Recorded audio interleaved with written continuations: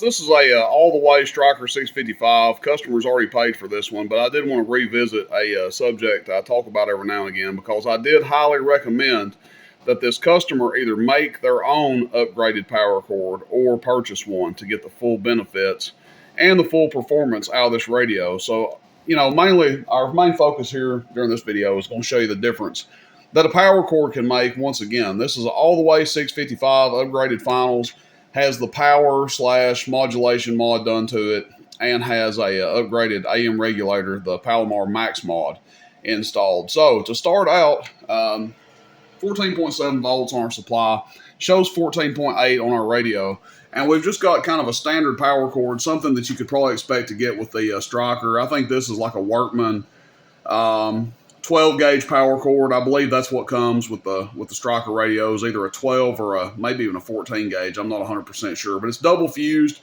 and we're going to be looking at a couple different things. We want to see the power output difference and the voltage drop difference, which can be indicated on the front of the radio. So my main thing I like to tell people is it serves no purpose really to get all this stuff done to one of these radios and then just to choke it back with a cheap power cord, basically. Now, those power cords are fine for, Cobras and stuff like that, and some of your even 45, 50 watt radios, they're fine for.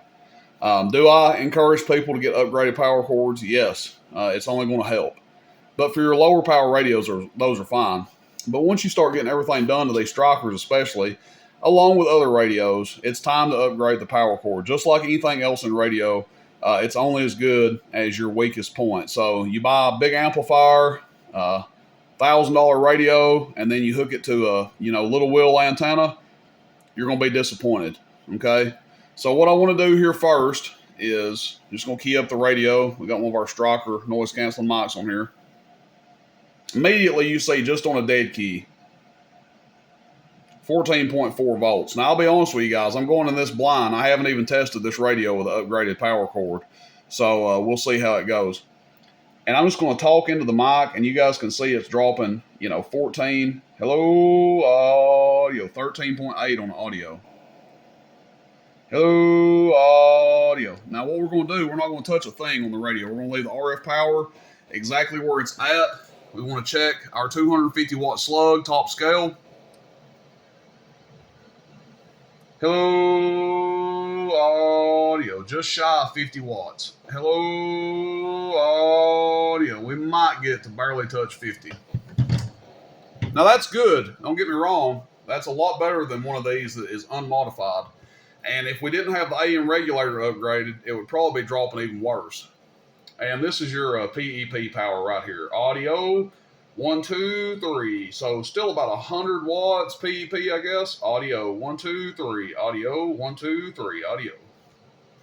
So there you guys go. That is going to be our reading with just a regular power cord here. And I'm going to pause the video, get you a good reference the way I have everything set. I'm not going to change anything on the radio. The RF power is basically pointing to the M. So we'll just pause the video, switch power cords, and we'll be right back. All right, guys. Be right back. All right, guys. We are back, and I've just got my power cord that I usually use here on the test bench. Just a 8-gauge OFC upgraded power cord. Not the cheap stuff. It is actually 8-gauge OFC Stinger wire. And we're going to see the difference. As you guys can see, I haven't changed anything. The RF power is still set where it's supposed to be. Power supply is showing 14.7. The radio is showing 14.8. And we're just going to key our mic. 14.7 volts on a key. And we're just going to audio into it and talk into it and see how it does. Hello, audio. So 14.6 volts. Now, if I recall, before we were dropping down to 13.8, 13.9. So a pretty significant difference. Basically a volt that we're not losing now.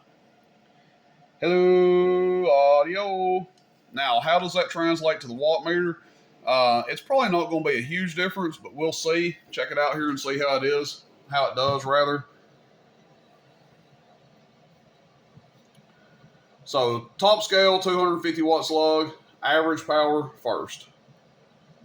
Hello,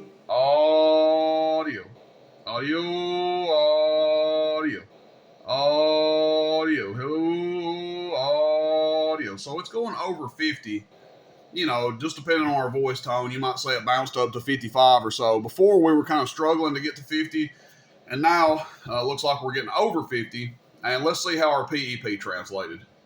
Hello, audio 1 2 3, audio 1 2 1 2 1 2, audio 1 2, check, audio 1 2, audio check 1 2 3, audio. Probably 110 to 115 PEP there. So we gained about 15 watts PEP, 5 watts average, somewhere in that ballpark. The main thing we did is now our radio isn't basically getting starved for volts. Now, yes, high 13s isn't necessarily starving the radio for voltage, but you can tell that it's kind of being put in a bind there with the voltage dropping so much. You don't want it to drop like that. It's just, it's not healthy. If you can get a stable voltage, same thing goes with amplifiers or anything else. That voltage fluctuation back and forth, 1 volt every time you key down and talk. I mean, is it going to break stuff immediately? No, but it's probably not the healthiest thing for your radio or your amplifier to be fluctuating that much. With the upgraded power cords, brings you a lot of stability. So that's my take on it. Again, this is a customer's radio. He's already purchased it, so free little demonstration for him, no charge. But I did recommend that he upgrade. You don't have to buy one from me, guys. You can make these on your own if you want to. But I do recommend upgrading these power cords. And no, you don't have to go in and modify the radio. I've seen some places doing that. As you guys just saw, you can get the same results by just upgrading that stock power cord and running to the standard connection in the back. You don't have to change the jack in the back to, to like a 10 gauge or whatever else to get that kind of stability out of it. To me, it's just not worth doing. It's not worth modifying the radio. Leave your radio the way it is, as far as the power jack and stuff goes, and then upgrade the power cord. All right? So that's it, everybody. Stryker all the way 655. That's the difference in running an upgraded cord and a stock power cord. Thanks, everybody. Rooster in Tennessee, roostercb.com. Let me know what you think. Questions, comments, complaints. Shoot me a text, 423-299-3535. The upgraded cords can be purchased on roostercb.com. Thanks, everybody. See you. Bye.